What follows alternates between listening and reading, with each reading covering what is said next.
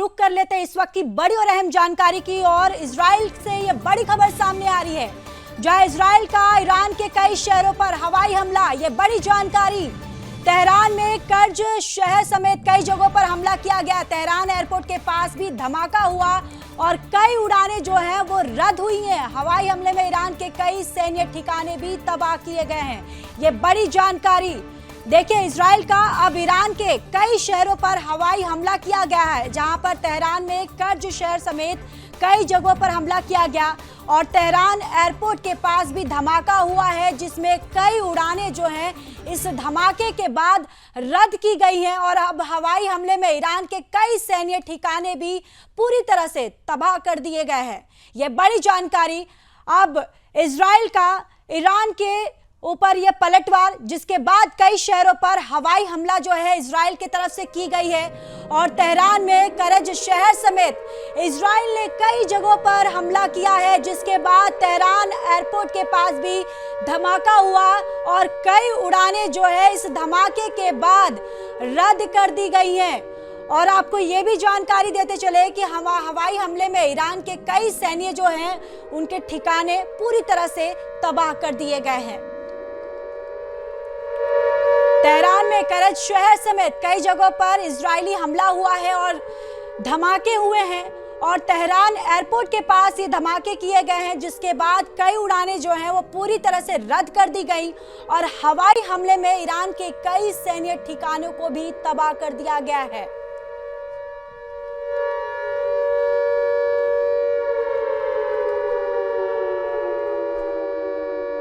खबरों में बात कर लेते हैं महाराष्ट्र की, जहां महाराष्ट्र विधानसभा चुनाव से एक बड़ी खबर सामने आ रही है, जहां कांग्रेस की फाइनल लिस्ट जो है आज वो जारी हो सकती है। महाराष्ट्र प्रभारी ने इस बात की जानकारी दी है। यह बड़ी जानकारी देखिए, महाराष्ट्र विधानसभा चुनाव से जुड़ी एक बड़ी खबर सामने आ रही है, जहां कांग्रेस की फाइनल लिस्ट जो है आज जारी हो सकती है, जिसको लेकर महाराष्ट्र प्रभारी ने इस बात की जानकारी दी है। यह बड़ी जानकारी, कांग्रेस की फाइनल लिस्ट जो है आज जारी हो सकती है, जिसकी जानकारी जो है महाराष्ट्र प्रभारी ने दी है।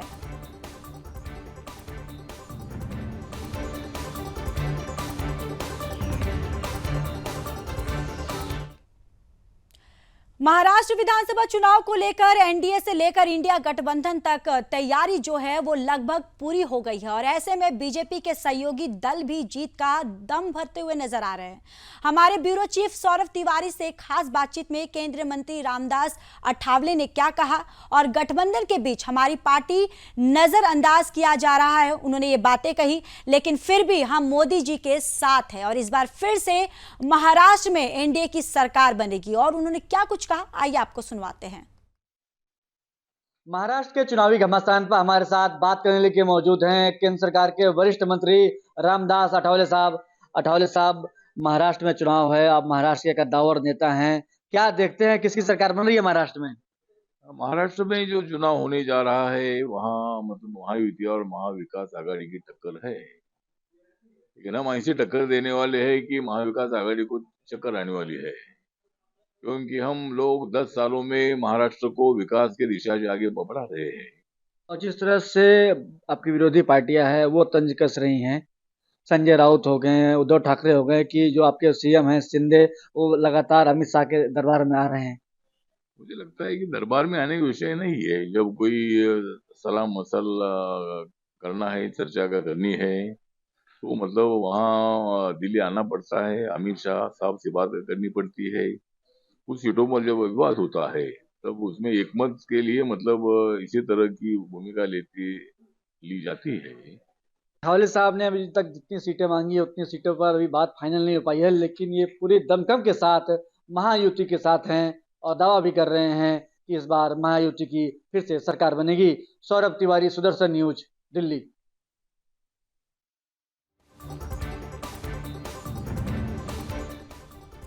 तो चलिए आप खबरों में बात कर लेते हैं हरियाणा की, जहां हरियाणा के विधानसभा चुनाव में बम्पर जीत के बाद बीजेपी विधायकों की कल सदन में शपथ हुई है, जिसके बाद सभी मंत्रियों और विधायकों ने सदन की कार्यवाही में भागीदारी निभाना शुरू भी कर दी है।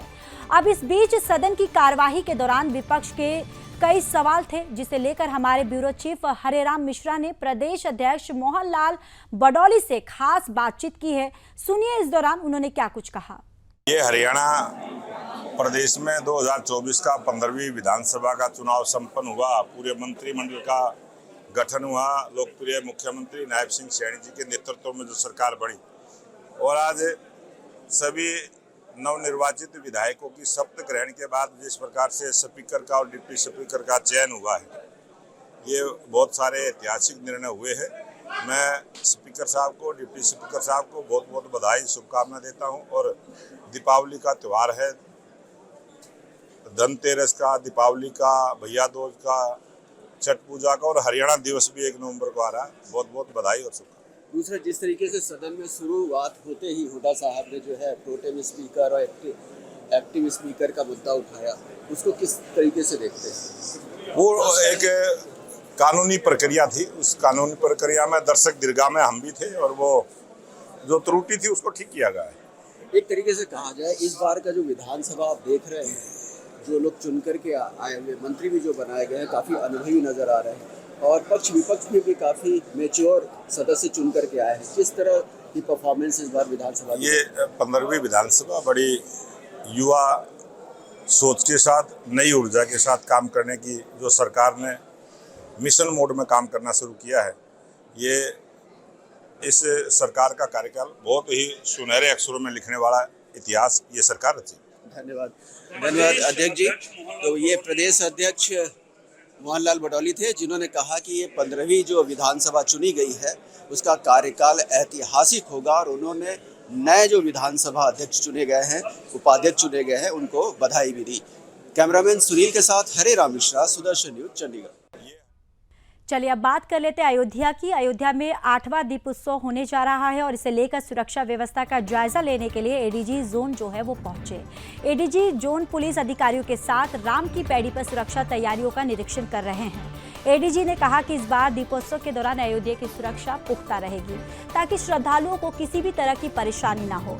सुरक्षा के साथ साथ दीपोत्सव की भव्यता भी इस बार दर्शकों के लिए खास आकर्षक होगी।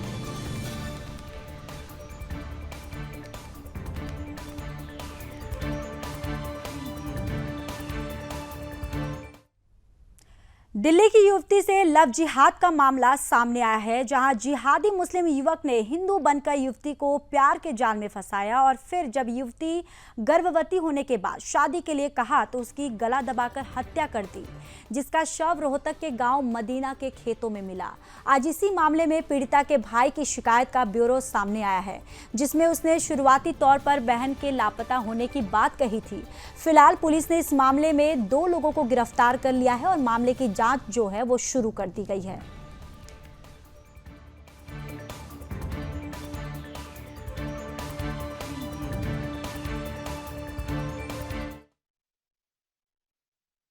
हमारे साथ बात करने के लिए लड़की की मां है, उनसे बात करते हैं और जानते हैं कि आखिर इनकी बेटी जो थी कब से गायब थी, कब इनको खबर मिला। क्या नाम है आपका? रंजना देवी। ये बताइए कि कब आपकी बेटी गायब हुई थी, कब आपको खबर मिला था कि आपकी बेटी गायब है, और कब पता चला कि उसकी मौत हो गई है? मेरे को 21 तारीख की लड़की गए, तो 21 तारीख के हम फोन मारे तो मेरे को फोन नहीं उठाया। फोन कर करके थक गए तो वो लड़का उठाने लगा। लड़का बोला से हम बात नहीं कराएंगे, लड़की बात कर रहा, हम फैमिली से बात नहीं करेंगे, मेरे को ना फर्क लग रहा है। तो कर करके हम थक गए, 12 बज गए, फिर हम सो गए। फिर जाके सुबह हुए, फिर फोन मिला रहे तो लड़कों को स्विच ऑफ जा रहे। फिर थाना गए तो थाना में कंप्लेन नहीं लिया, बोला कई साल की लड़की है, मैं बोला 19 साल के है। कौन से थाने में गए थे? नागले थाने गए। अच्छा। थाने वाले ने मजाक उड़ा दिया, वहाँ से मेरे को बोला वो दोनों मियाँ बीवी है, स्विच ऑफ कर लिया तो क्या हो गया, तुम्हारी से बात नहीं किया तो जाओ, इसमें क्यों आए वो कंप्लेन करने, इसमें कोई साथ नहीं है। अच्छा, उस लड़के को आप पहले से जानते थे? आपकी बेटी से पहले मिलता था वो? नहीं, हम कभी नहीं देखे। कभी नहीं देखे? कभी नहीं देखे।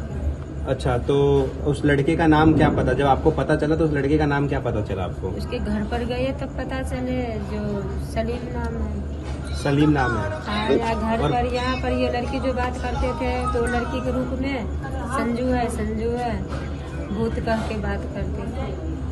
इतने पूछते थे देखो कौन है, तो दोस्त है, भूत है, संजू है, बस इतना ही बोलते। अच्छा, कब से बात करती थी वो? यही नहीं पता था जी कब से बात करते थे। अच्छा, तो आप लोग को पहले से नहीं पता था कि उसका नाम सलीम है? नहीं पता था, सलीम को बारे में नहीं पता। अच्छा, मौत की खबर कब मिली? मत को खबर तो ये कल मिले। कल मिला है? हाँ, कल मिले। अभी तक पुलिस ने क्या कार्रवाई की है? कुछ मदद मिली है पुलिस से? कुछ नहीं मदद मिले हैं मेरे से, पुलिस भी अभी तक बॉडी नहीं दी है। बॉडी नहीं मिली अभी तक? अभी तक नहीं दिए, 5 दिन के लाश को मार के रख दिए, अभी तक नहीं दिए। सबसे बड़ी कमी तो गाँव में हिंदुओं की कमी है, जो बहन बेटियों पे ध्यान नहीं देते, तो युवाओं की कमी है। जो युवा भी कहीं अपनी आस्की के चक्कर में घूमते हैं, यानी तो पहले का जमाना था, भाई भी ठीक रहता था, चरित्रमान रहता था और बहन की भी हिम्मत नहीं पड़ती थी अब वो कहीं तो उधर चली जाए। लेकिन आज के युग में सब मामला परिवर्तन है, परिवर्तन को कौन रोक सकता है। लेकिन जिस प्रकार से खासकर मुस्लिम इस तरह की हरकतें कर रहे हैं, नाम बदल करके घरों में घुस करके बेटियों को बहनों को बहकाते हैं, गुमराह करते हैं। आज ये जो खबर है, ये खबर 21 तारीख की है। 21 तारीख को लेके जाता है, पहले से इनका आवागमन थी, शादी के लिए दबाव बनाता है। लड़की प्रेग्नेंट थी जो कि 5-6 महीने की बता रहे हैं, और यहाँ से ले जाने के बाद लड़की को पसली तोड़ दी जाती है और ले जा करके रोहतक के गांव मदीना में खेतों के अंदर दफन कर दिया जाता है। और जैसे ही संगठन की खबर पता लगते, कल रात को ही अपने संतों की बैठक चल रही थी दिल्ली के अंदर ही, 12 प्रदेशों के संत आए हुए थे। वहाँ पता लगा संगठन को इस तरह की हरकत हुई है, तो तमाम संगठन के कार्यकर्ता, युवा शक्ति, आम समाज आकर के खड़ा हुआ है। कहना तो सिर्फ इतना ही है कि जलते घर को देखने वाले फूस का छप्पर आपका है, आपके पीछे तेज हवा है, अगला मुकद्दर आपका है। उसकी मौत पर मैं चुप था, मेरा नंबर अब आया, मेरी मुझ पर तुम चुप हो, अगला नंबर आपका है।